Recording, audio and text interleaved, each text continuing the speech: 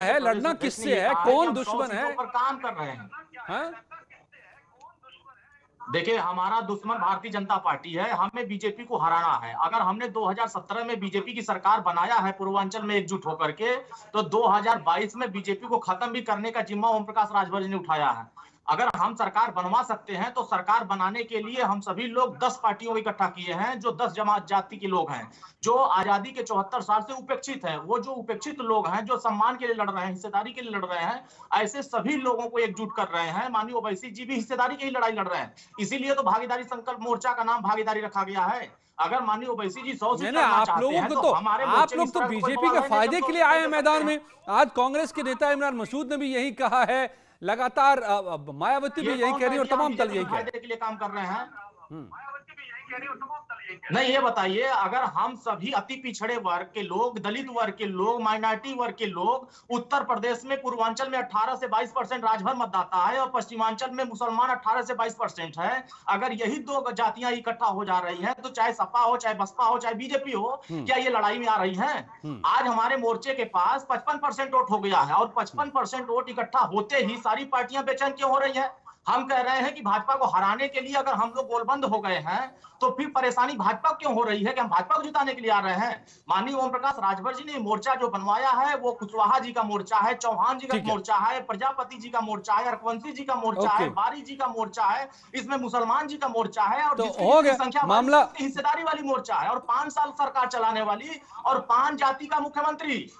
ये जान लीजिए, 5 जाति का मुख्यमंत्री और एक साल में 4 डिप्टी सीएम वाली सरकार बनाना चाहते हैं, ताकि सबकी भागीदारी प्रदेश की। ओके अरुण, मैं आता हूं दोबारा आपके पास। आपने तो साफ ही कर दिया कि 55% वोट आपके पास ही है, वोट बैंक। फिर तो कहना ही क्या, सरकार आप ही की बनने जा रही है। बेकार इतनी मेहनत कर रहे हैं धर्मेंद्र यादव जी, बेकार इतनी मेहनत कर रहे हैं आपके नेता।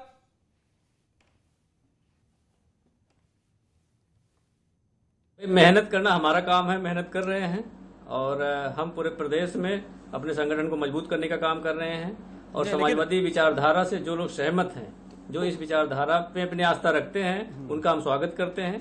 नहीं तो ओवैसी जी के आने से आप लोगों को डर तो नहीं लग रहा? ये लोकतंत्र है अजय जी, 133 करोड़ लोग रहते हैं, इसमें किसी के आने से न डर लगता है न भय लगता है। कोई भी आ सकता है, कोई भी जा सकता है, आने जाने के लिए कौन किसी को रोक सकता है? भारतीय जनता पार्टी में 29 पार्टियां एनडीए के अलायंस में हैं, तो उससे बिहार में तेजस्वी यादव को पता है कि ओवैसी की चोट कितनी गहरी होती है?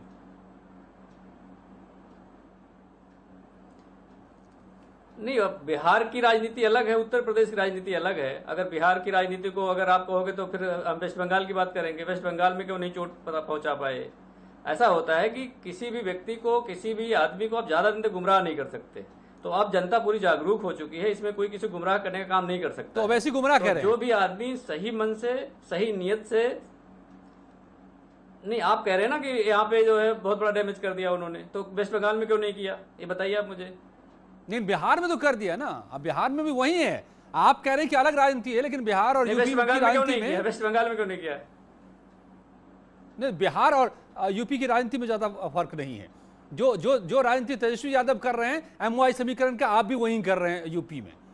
बंगाल का मामला एकदम अलग है, वहां की राजनीति बिल्कुल अलग है। नहीं देखिए, सुनिए अजय जी, समाजवादी पार्टी समाजवादी विचारधारा में विश्वास रखती है और समाजवादी विचारधारा को अगर आप जानते होंगे तो हम किसी ऊंच नीच में भेद नहीं करते हैं, किसी जाति में भेद नहीं करते हैं, किसी क्षेत्र में भेद नहीं करते हैं। तो फिर आप स्वागत कीजिए ना कि ओवैसी साहब आ रहे हैं, उनका स्वागत है यूपी में। समागम है।